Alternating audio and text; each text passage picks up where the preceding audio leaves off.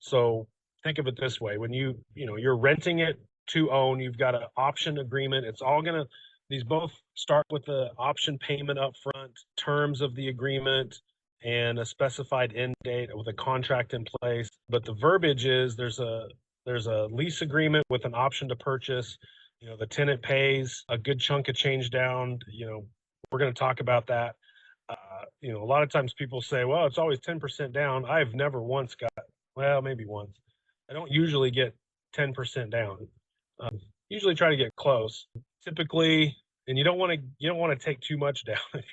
We had an opportunity to do an RTO and Hutch, and they're coming in with like $612.15 as an option payment.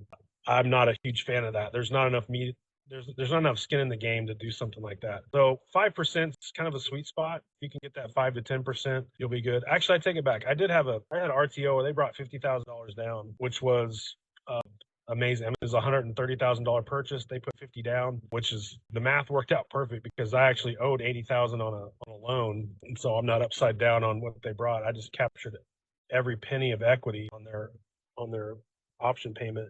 But again, the tenant has an option to purchase, but not an obligation to purchase. And we'll talk through. There is a definite percentage of option and land contract and RTOs that fall out. And I'll tell you again, just my experience with this and why. Okay, so some other details on that, like I did a calculation on just a standard option fee, non-refundable upfront payment, say, $5,000-$10,000, a lease term of maybe, 2 to 4, 5, maybe sometimes 10 years. That's kind of a long for RTO, but that 2 to 4 year kind of sweet spot, you're going to get above market rent.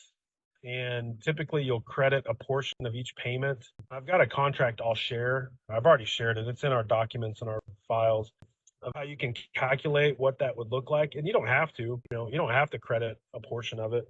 And then the tenant ultimately decides, whether they want to purchase it. This is standard stuff with like cars. Maybe I was ever leased cars or trucks. You always want a brand new truck. Well, you can enter into a lease with an option, agreement to that truck where each of your, 2 or 4 years of payments that you've made to the dealership or wherever could be applied to a portion of that in purchase price. Most people I know that do that, they want a new truck after that many years, which I personally don't understand that. I'd pay cash for everything. I'd rather just own it.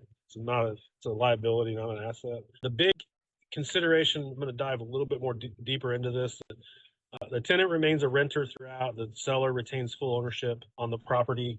And the option fee, should they forfeit and not pursue the purchase agreement, they lose it. So to define a contract for deed or a land contract, agreement for sale or installment sale, just think of layaway. This is a huge thing when I was younger. I remember, going to Kmart or Target or whatever, and mom and dad would put stuff on layaway for Christmas.